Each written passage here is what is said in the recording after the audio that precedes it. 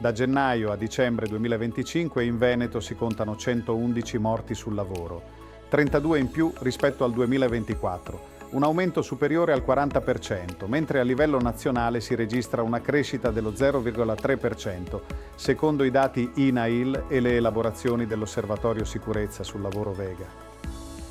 Le norme sulla sicurezza sono le stesse in tutta Italia. Ciò che cambia, in Veneto, è la forte frammentazione del lavoro. Molti cantieri piccoli, subappalti brevi e filiere lunghe, contesti in cui è più difficile garantire formazione efficace, coordinamento reale e controlli quotidiani. In questi contesti operano spesso lavoratori neoassunti o stranieri con barriere linguistiche e minore familiarità con la cultura della sicurezza. È proprio nei primi mesi di lavoro che il rischio di infortunio grave o mortale aumenta.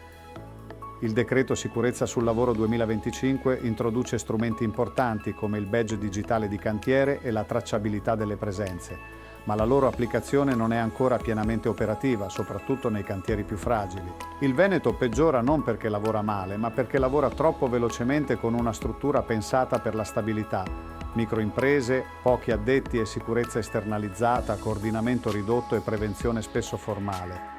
Per questo, se vogliamo che il 2026 sia diverso, in Veneto non basta il rispetto formale delle norme, serve mettere la sicurezza al centro dell'organizzazione del lavoro, ogni giorno, in ogni cantiere.